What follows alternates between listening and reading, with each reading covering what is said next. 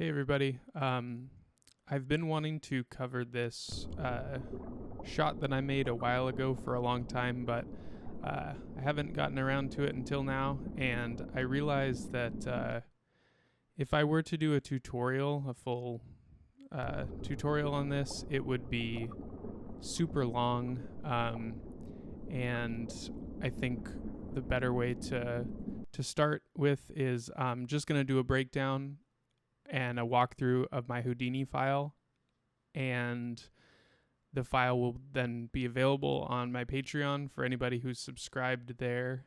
And if people let me know that they're interested in seeing a full tutorial, I'll consider making that, but for now we're just going to start with a breakdown. So we're going to be covering how I created this shot of this sort of alien blob descending into the ocean.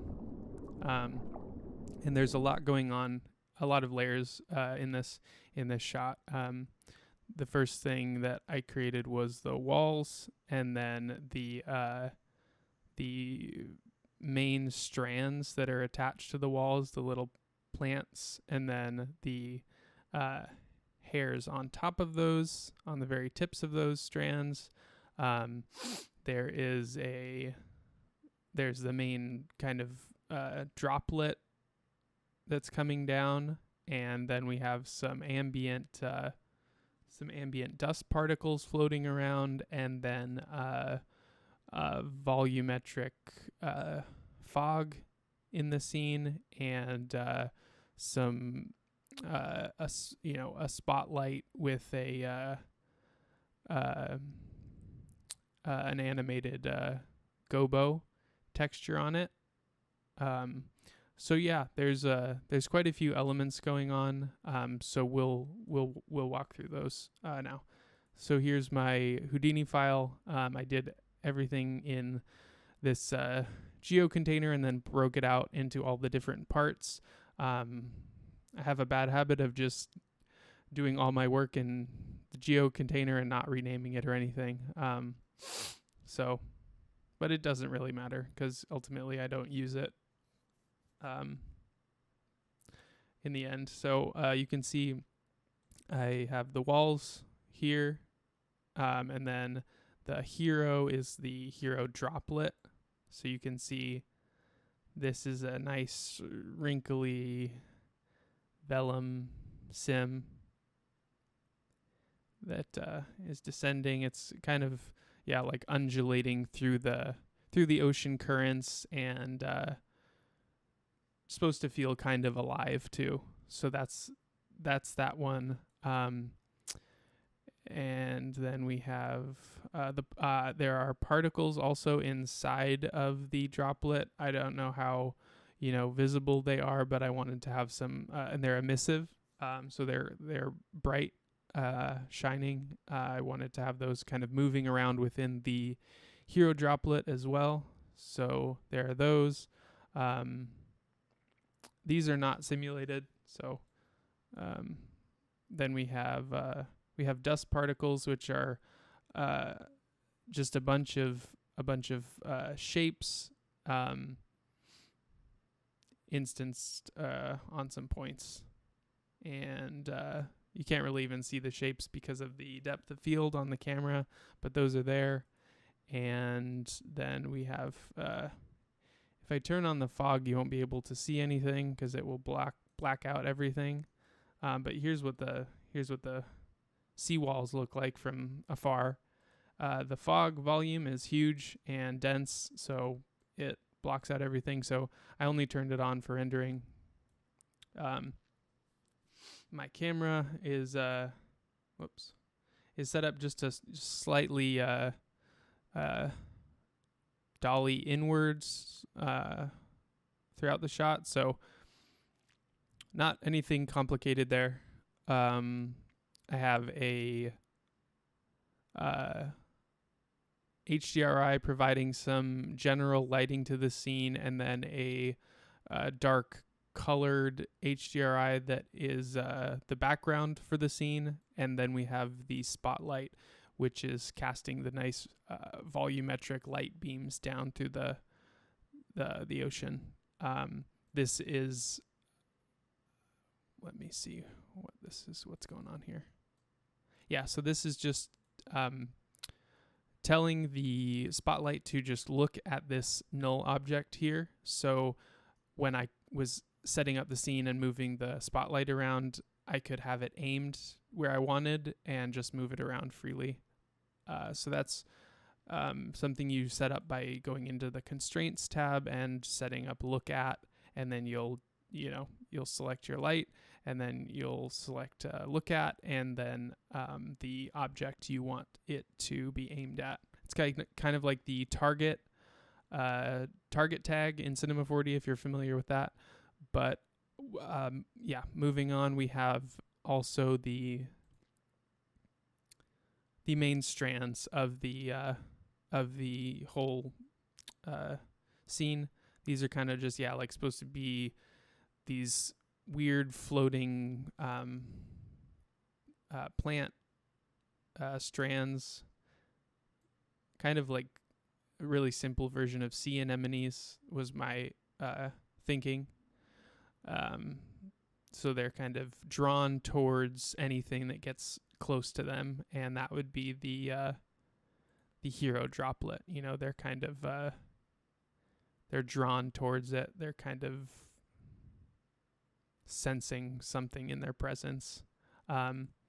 This scene also, there's a lot of things that are cached out, and it's still previews somewhat slowly. You can see this mask attribute as well. This is just an attribute transfer from this hero droplet in a radius around it, and then there's a SOP solver that is leaving the trail of that attribute behind it over time. So it's not just this radius around it, it's kind of trailing behind as well. And that was what I used to drive the emission of these strands, so that as this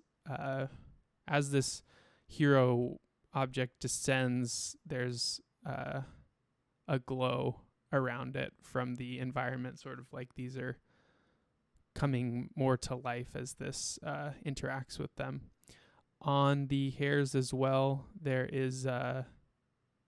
are some small hairs, some kind of fluffy tufts on the end of them.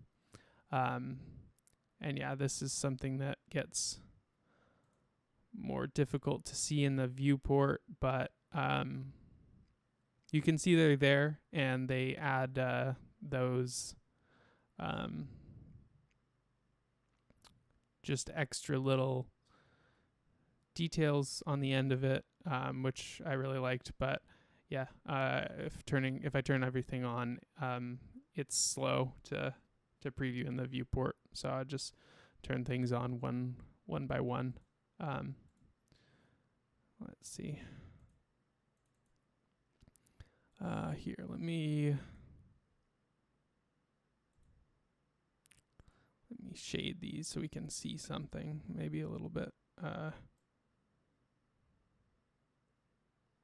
Still, super slow, but that's just the nature of having, a lot of stuff going on.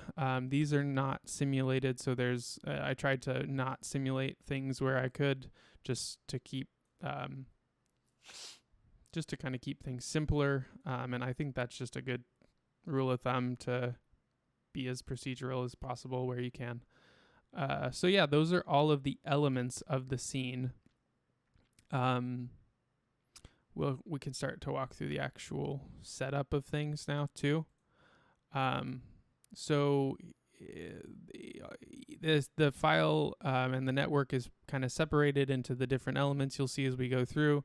The first one is the walls, which is very simple. It's just two grids that are set up next to each other, and then adding a mountain node, and for some initial kind of large scale details, and then subdividing to give us a little bit more resolution to work with for the next step, which is adding some smaller scale details.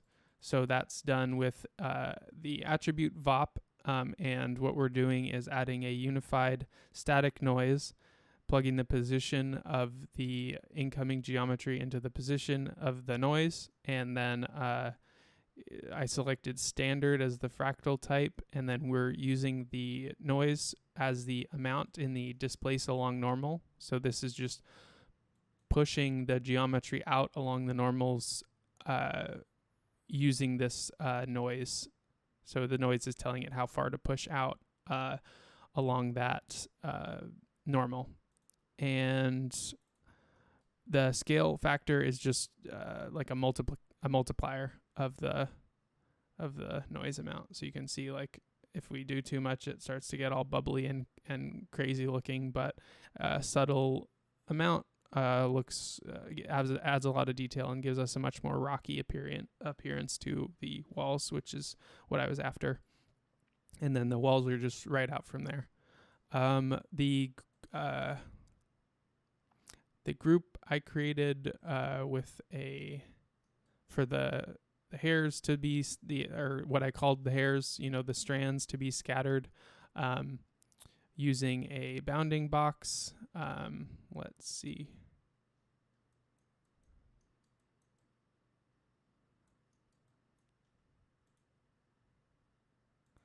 So this is the group. I just wanted a small kind of section of them because scattering hairs along the whole thing would be just really heavy. And then I used a hair generate node, and set the density pretty low because, again, these are going to be larger structures. They're not going to be thin hair. So then I used a guide process to set the length pretty long because when they're pointed straight out, it looks like they're too long and they're going to be just filling up the whole space. But when they're when a motion is applied to them, like they're going through an ocean current, they're kind of all wrapped up on each other and floating in the water. So there's a lot more space in the middle, and then just a wave to give them some initial character to their form. And then using the group expression node to pin the first point of all of these hairs that we've scattered. So you just use the expression and the first point of primitive option here, and that will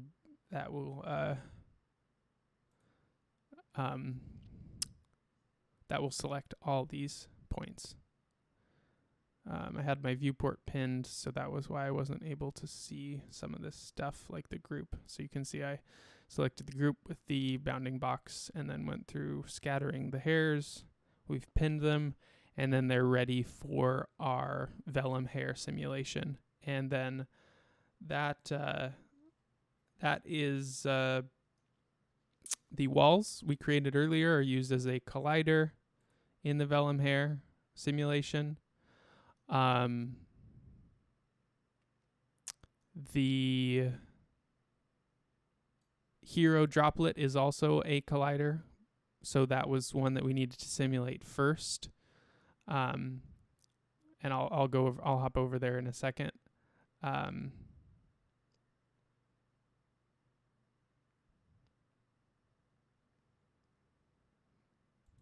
Okay, and you can see our walls as colliders. So yeah, this is, I can't remember how heavy this was to sim, but we can see that we're getting some nice motion here, kind of what we expected. It takes a second for them to get into a more natural position, and then they follow along with the hero droplet. They're colliding with the walls and the hero droplet itself as it comes by. And if we hop into the vellum sim, we can see the really simple force setup that I used. So pop wind just to add some natural motion and adjusted the swirl size to make it kind of big so it would feel like they were flowing on ocean currents. And then the pop attract it does exactly what it sounds like. It attracts the points to a point that you specify, another point that you specify. And so this was set to the surface points of the hero droplet that's coming down. And then I adjusted the settings a little bit to just to increase the scale and distance that it's looking. So yeah, that's the setup for the hairs. And then, I cached those out and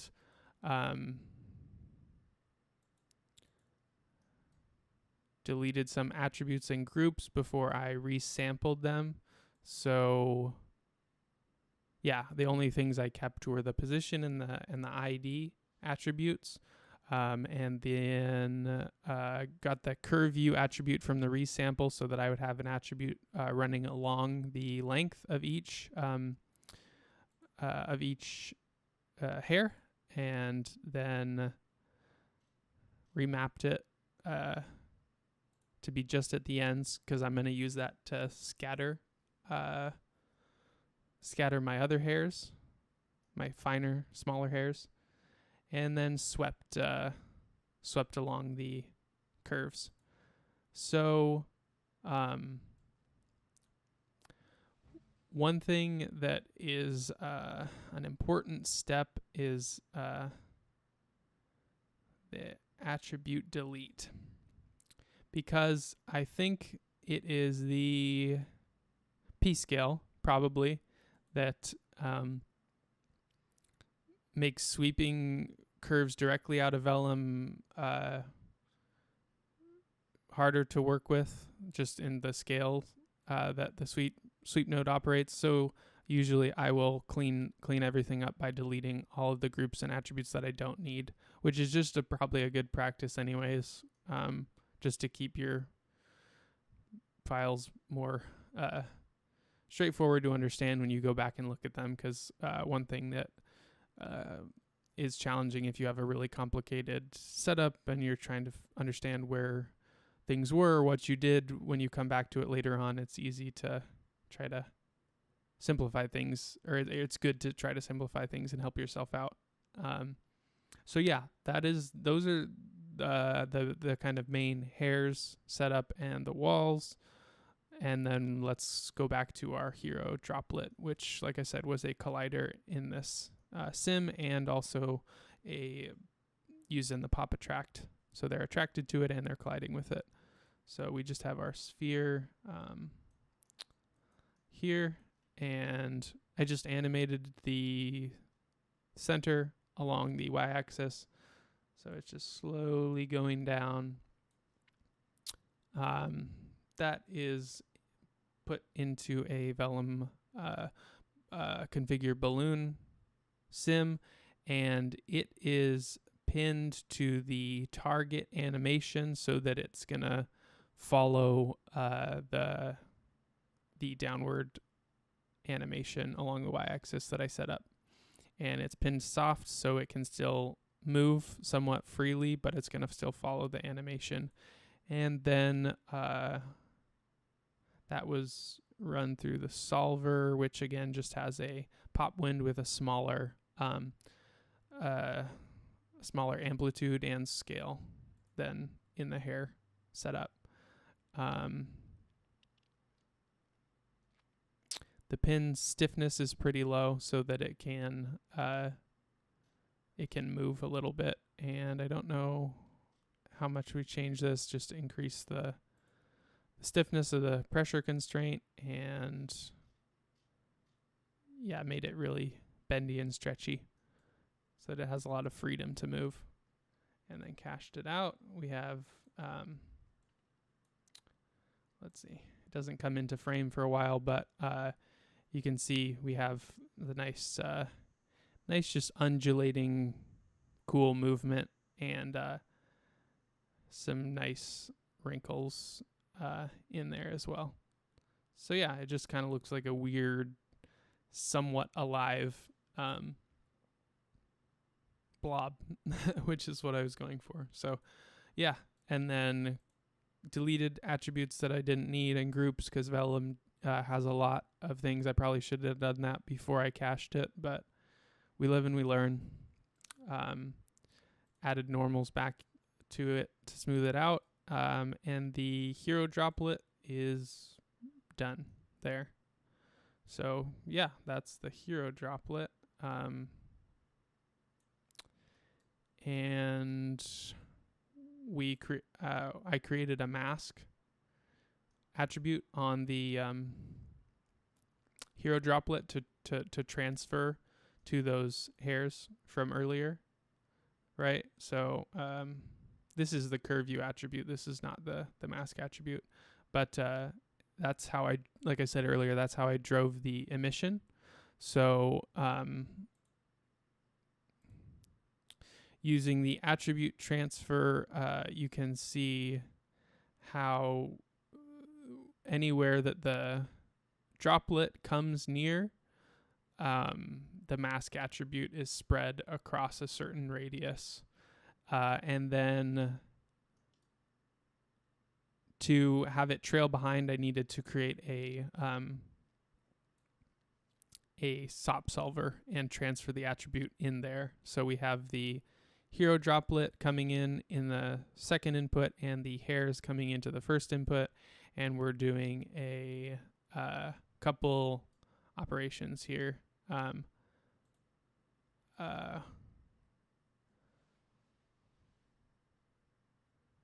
So we're copying the position attribute from the previous frame to the hairs, and then transferring the mask attribute using an attribute transfer, and then doing a couple operations to have it fade over time. So this is the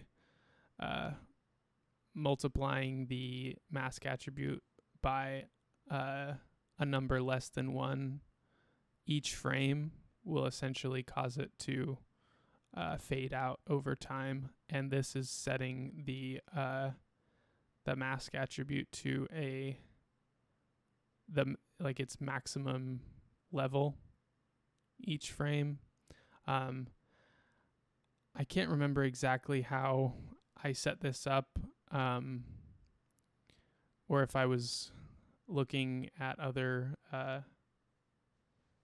setups, but I feel that there's probably a simpler way to do this looking at it now.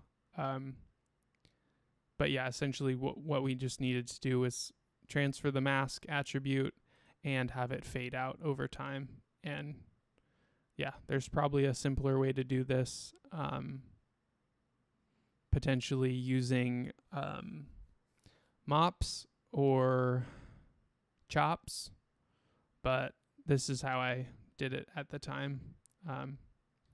Again, we just try to do things the way that we think we can make them work, and then maybe we learn better ways to do them later. But yeah, so you can see it's pretty subtle, but you can see the effect, the mask attribute trailing over time. Sometimes when you go into the SOP solver back and forth, it can mess up the viewport. So if you want to just go to labs, reset viewport, that will usually fix stuff. So yeah, you can see the mask attribute trailing behind a little bit and being concentrated still around the hero droplet. Yeah, and then our hairs are going out in a null here because now they have all the attributes we want them to have for rendering and everything. Back on our hero droplet,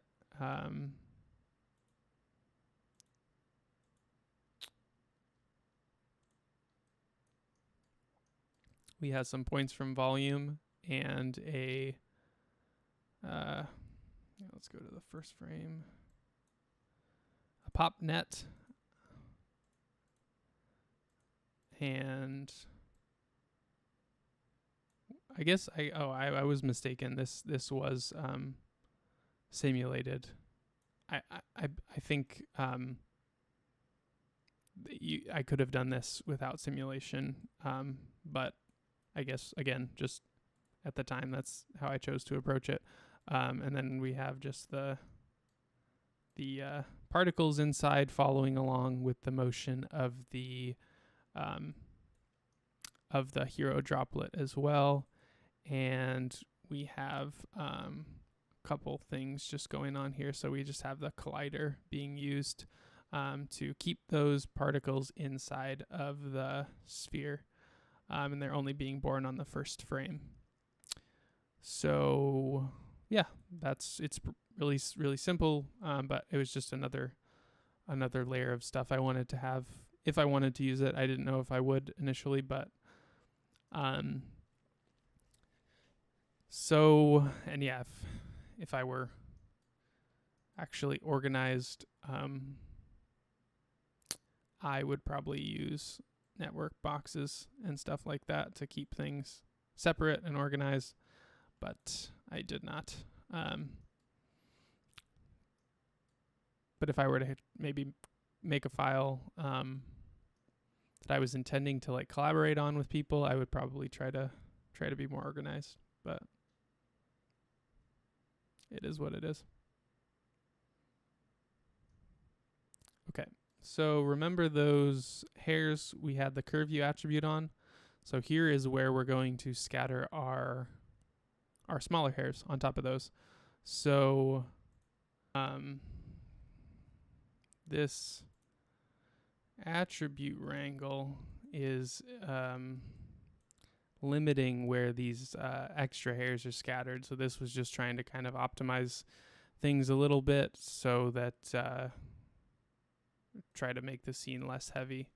And basically what is happening, I'm using an if-else statement to say if the Y position is between these two values in the sliders that I created, the curve view is equal to 1, otherwise it's 0. So we're basically just using, because we're using the curve view to scatter these, remember? So if it's 0, they're not going to be there. So just creating a domain for the hairs where only kind of the ones that are going to be in the camera. So even I did a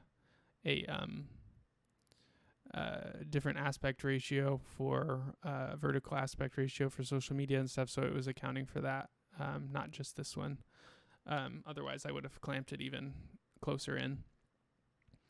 So yeah, that's what this attribute wrangle is doing. And then we're having a hair generate node using the curve view attribute as the density attribute to scatter them. And then we are here, let's see, because you can see these are following along with our animated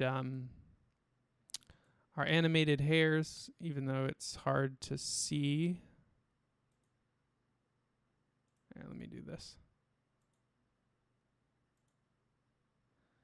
They are following along with our animated hairs. And then what we want to do is generate even more hairs on top of those ones. So we're using another hair generate node with a much higher density, and the rest points are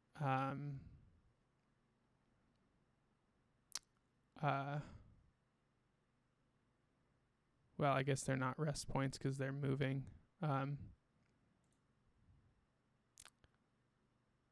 Regardless, what we're doing is just generating another set of hairs on top of the ones we initially scattered. I don't know if this was necessary in this case because we're not simulating them. I maybe could have just generated a bunch of density here on this first one and just went with that. But typically this is like the a workflow that you might use for simulating hairs is to scatter a smaller number of them to simulate, and then after the fact generate a bunch of additional hairs from those guides that you those simulated guides that you had. So yeah, maybe not necessary or an optimal workflow here, because I think, yeah, you can see I was going down the simulation route and then realized it was probably just really heavy, and the visual how much it added visually to the scene is pretty minimal, as opposed to like doing what I did, which is using an attribute noise to just add some extra motion and character to the hairs themselves.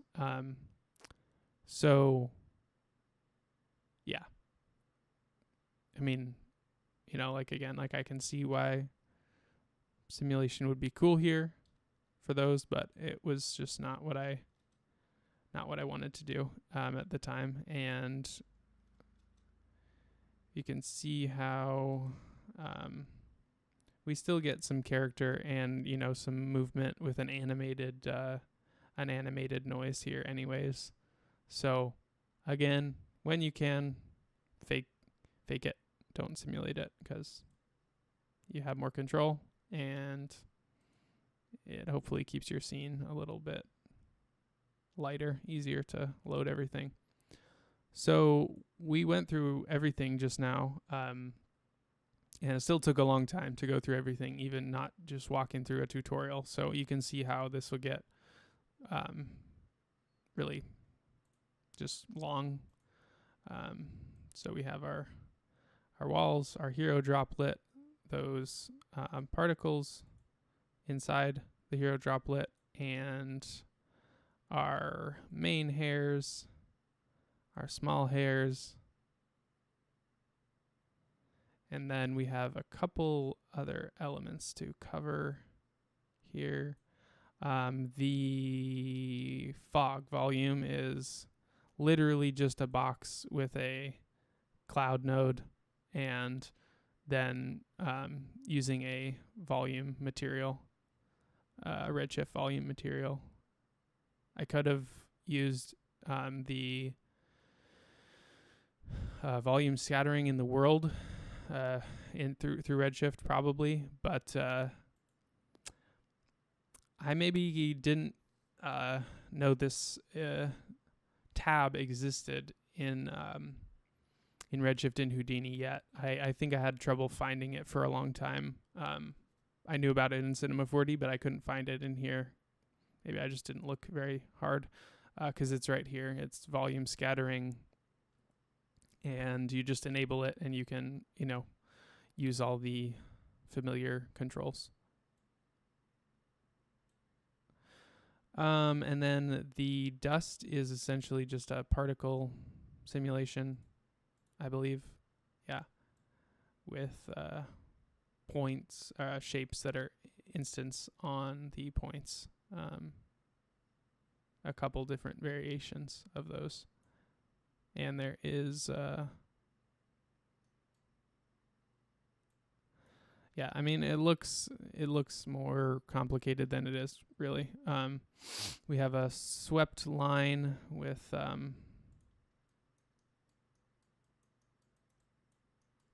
some noised up line, swept, packed, because we're going to use that in our simulator.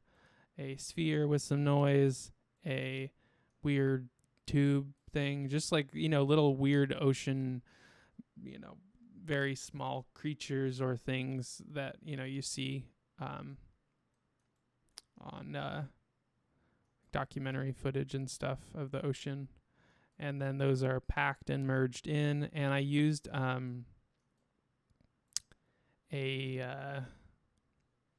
cool little utility for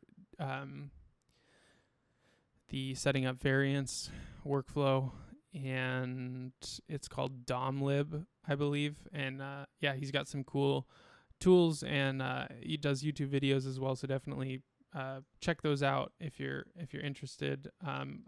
I just going manually through the variant setup process every time you need to is a little bit tedious.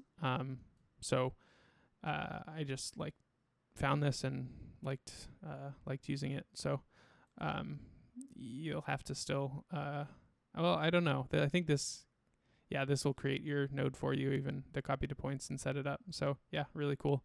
And then there's just a box with points and animated attribute noise over time. So this is actually not I kept saying it was a particle sim, but it is not. It is just a procedural noise and randomized scale for the particles, and then a randomized orient attribute using inside sphere to just orient them in random directions. And then that is what we get. And I thought it looks pretty good for, all those little weird floaties in the ocean. Okay, that is every element of the scene, and the lighting is fairly simple.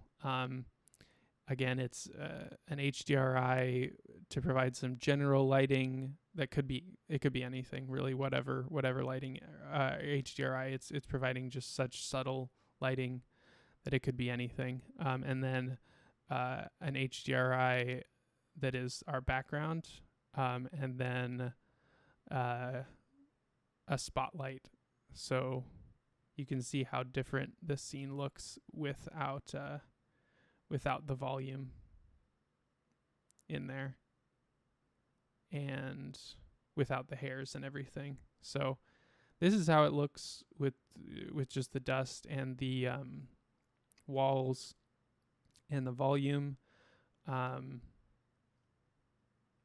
then and our hero droplets in there too. So if we move forward in the timeline, we should be able to see it here.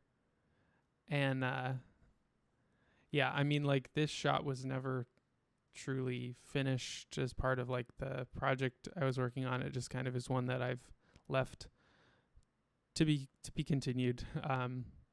And I was never 100% certain of how I was of the look development. So I think adding and subtracting these things just this, I think is really cool, even without all the hairs and stuff. I was mostly just playing around with different looks, and then you can see as we add in the different elements,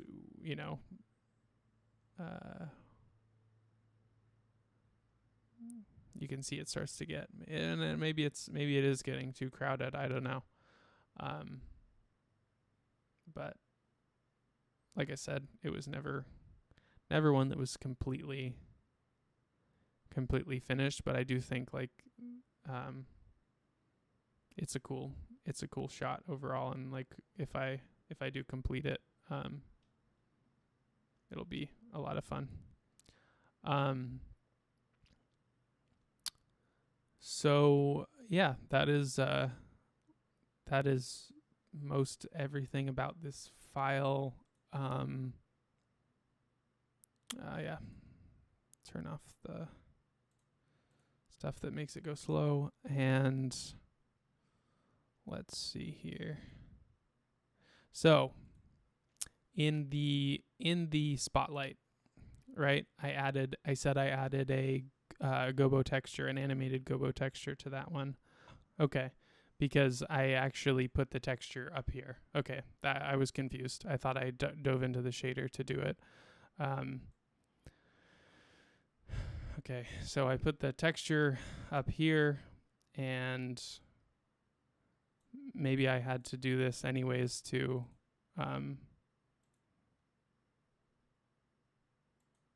change the color ramp of it. I think that's probably what it was. That was the reason I dove in here, was to change the color from what the texture brought in.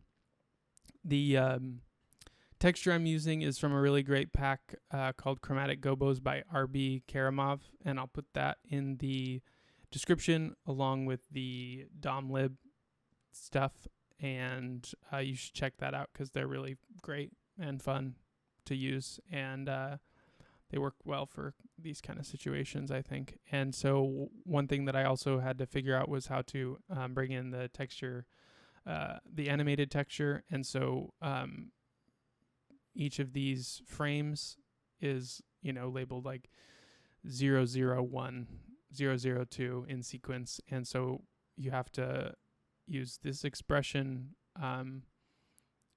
in a substitute for whatever that number is. So this is going to count using 3 zeros. $F3 will use 3, like 001, 002. So as long as you match this to whatever the sequence is in your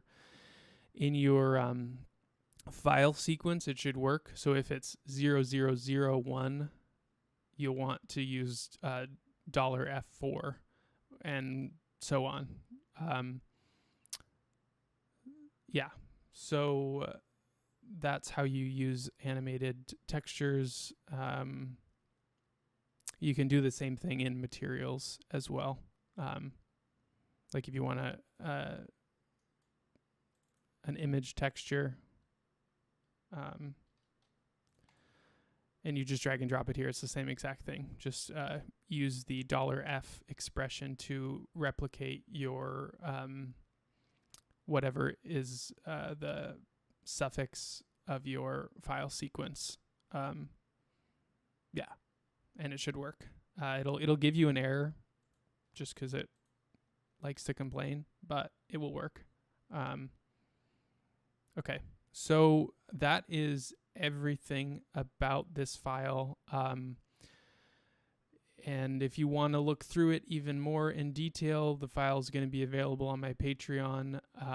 And check out some of the other stuff that I'll link in the description. Otherwise, feel free to join me in Discord and ask me any questions there, or sign up for my newsletter to hear some of my thoughts.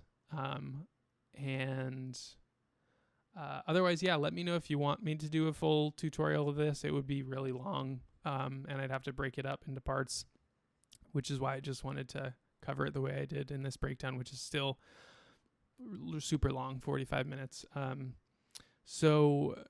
right. Well, I will look forward to seeing you all in the next videos. I've got tons of ideas for videos for YouTube and Patreon, and just limited time. So, all right. I'll catch you in the next one.